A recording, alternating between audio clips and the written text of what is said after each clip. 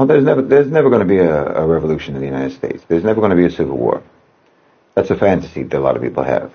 It's never going to happen. How do I know? Just turn on the radio. Just turn on the television. Go watch the movies. Turn on Netflix. See, there's a chemistry to resistance, to revolution, and so on. Because look, what are we actually talking about with resistance? What is resistance? It's a reaction. A revolution is a reaction, and there's a chemistry to that. A chemistry that determines what the reaction will be. Whether the reaction will be combustion or reduction. You know, if it's going to be flammable or not, if it's going to be explosive or not, whether the reaction generates heat or cold or what have you. You know, in America, you may have some elements that would normally be explosive when they're mixed. But other elements are in that mixture that cause the opposite reaction. So you have those elements in America for revolution. You have the elements for civil war. But you have too many other elements that are there to ensure that the mixture remains stable. I mean, you have conditions in America that if those same conditions existed elsewhere, that society would erupt. But you're not going to have any eruption in America, except a controlled explosion, you know, like when the police find a bomb, discover a bomb, and detonate it themselves. That's the only kind of explosion that you're ever going to have in the United States at this point. And like I said, all you have to do is turn on the radio to know this. All you have to do is look at their popular media to know this. Because a people capable of revolution has to be a people capable first of imagination. They have to be creative people. In order to have a revolution, you have to have independent thought. You have to have independent thinkers. People who can't think for themselves are never going to revolt.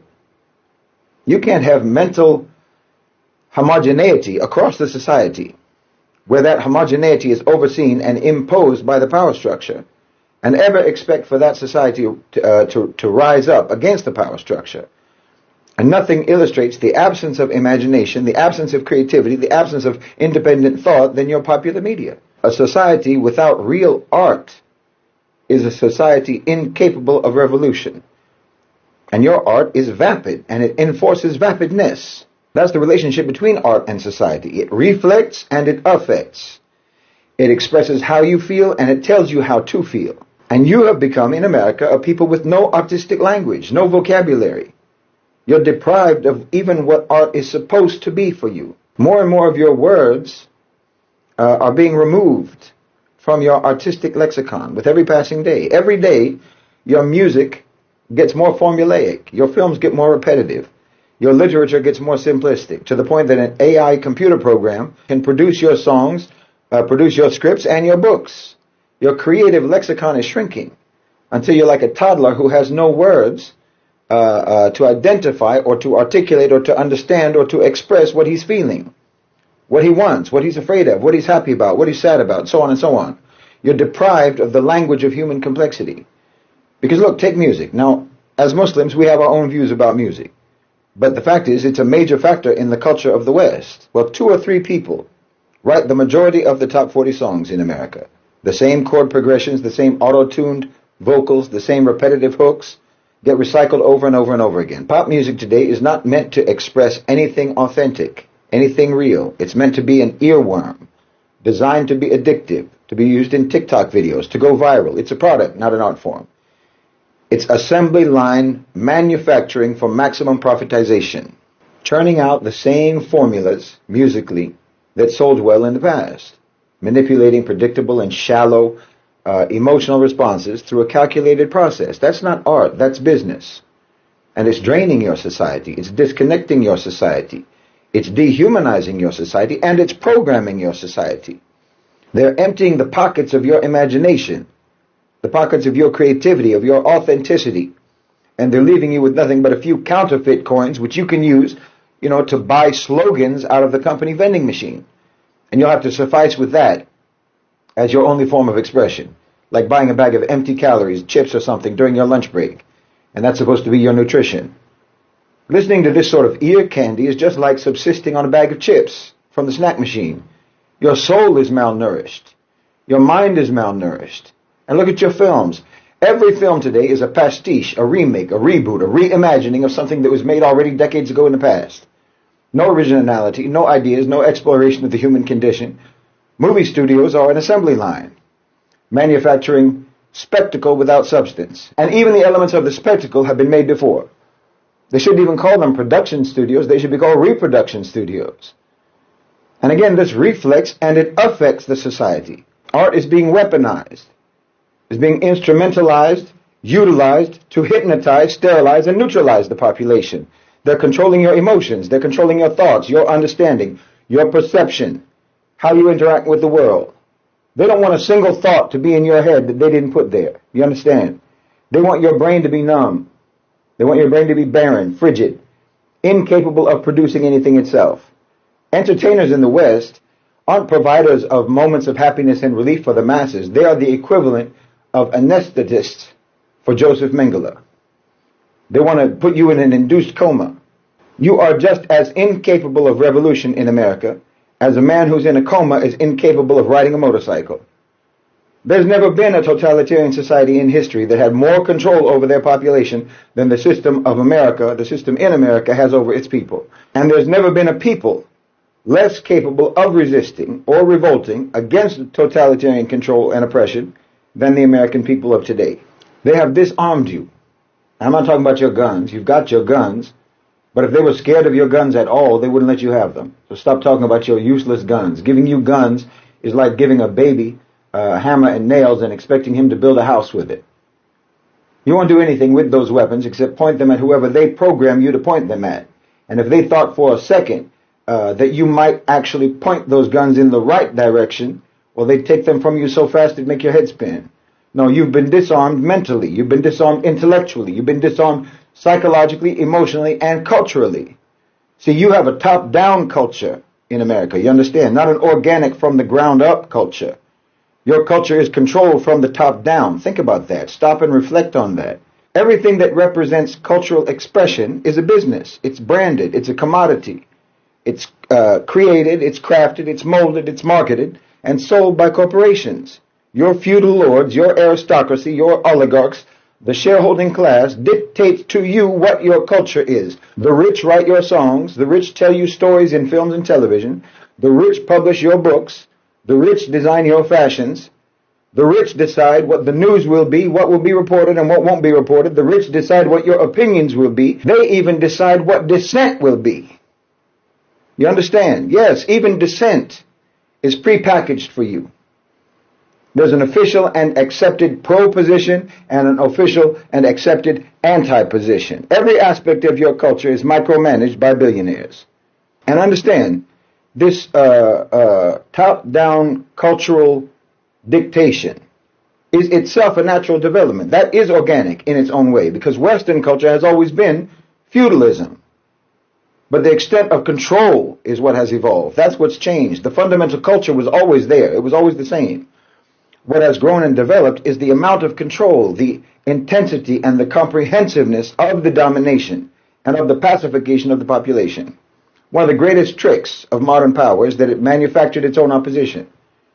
You're literally told what the dissenting opinion is or is supposed to be. You're given two sides to choose from, but both sides ultimately serve the same system. That's why elections change nothing, why political debates are just theater, why every controversy is just another episode in an endless, scripted spectacle. People believe that they're engaging in resistance, when in reality, they're simply playing their assigned roles in a pre-approved narrative. The system does not suppress opposition. It creates opposition and controls opposition and ensures that that opposition will remain harmless. The range of acceptable thought in the society is narrow by design, obviously. You can question war, for example, but only within the given framework that's provided for you. You can critique capitalism, but only in ways that don't actually challenge corporate control, with an anti-capitalist T-shirt or something that you buy on brand. You can be outraged by corruption, but only if you focus on a few bad apples while leaving the structure intact. But if you step outside of the boundaries of this acceptable discourse, this discourse that is mandated by billionaires, you'll be ignored or you'll be maligned or you'll be dismissed or algorithmically exiled. Now I'm saying all of this because, people constantly ask, what are we supposed to do? What can we do? What do you suggest? What can we do about injustice? What can we do about corruption? What can we do about all the suffering and the violation of our rights and so forth? And every time the expectation is the same. They want some simple, immediate answer. because that's their programming. They want some kind of an action that they can take right now. But this approach is fundamentally flawed because it treats only the symptoms rather than addressing the underlying disease. But the truth is, the crisis is not just one of injustice, it's a crisis of culture. The problem isn't simply oppression, it's a deeply entrenched control system that has shaped the entire psyche of society. Injustice, corruption, oppression, and what have you, they don't exist in a vacuum. They're manifestations of a broken cultural foundation. Yet instead of recognizing this, people want quick fixes, temporary relief instead of real solutions. It's like a man who's suffering from chronic pain. You know, his body is breaking down because his own lifestyle is destroying him. But rather than trying to adopt healthier habits, changing his diet and so forth, trying to put some effort into actually healing, he just wants something that will numb the pain, not something that will actually fix the problem, fix his actual health. And after time, he'll just become more and more dependent on stronger and stronger painkillers until he can't even function without them, while the underlying illness continues to just get worse. This is the state of modern society in the West, in America. People don't really want justice, they want relief. They don't seek truth, they seek comfort. They don't desire real change, they want convenience. And as a result, they remain in a cycle. Protests, elections, social media outrage, repeating the same pattern over and over and over, expecting different results, but nothing changes. Because they're treating the symptoms, not the cause. And like I said, culture creates art and art creates culture. So look at the art that your culture creates and look at the culture that your art is creating. Art has been commercialized. Art is commercialized. Music is sterilized. Culture has been pacified. You know, where are the cultural and artistic voices that shake the system? They don't exist in any meaningful way in America. They've been bought or they've been co-opted. Instead of challenging the status quo, artists are, performing at elite galas. Instead of inspiring some sort of revolutionary movement, they're selling products. They don't question power, they serve power. That's why there'll never be a revolution in America. This is why even the smallest acts of resistance in modern America seem hollow, feel hollow, are hollow. Because they give the illusion of activism without requiring any sacrifice or effort. Opposition is fashion. Activism has been turned into a product. It's a social currency, a momentary trend. And then when it fades, it's replaced by whatever the next cause will be that will capture the public's fleeting attention. The entire society has been engineered for distraction. Entertainment is relentless. Everything is gamified. Everything is turned into a spectacle. Everything is designed to keep people from ever pausing to reflect, pausing to think and to question. And like I said, even if they had a moment to pause, they don't even have the intellectual, psychological, artistic, or cultural language to even articulate their thoughts. You only have the words that the power structure gives you for understanding what they're doing to you. In this environment, how can there ever be a revolution? How's that even possible? If you're people who are addicted to instant gratification, how can they sustain long-term struggle? A society that's conditioned to seek pleasure above all else, comfort above all else, is never going to choose hardship, even if that hardship is necessary for justice. The population has been trained not to endure, but to escape. I said you've been trained to escape, not to endure. You've been trained, you've been programmed to be serfs. That's what you were and that's what you are, serfs and slaves. Only now escape doesn't actually mean escaping the plantation or the manor or the tenant land. It means just forgetting where you are and what you are.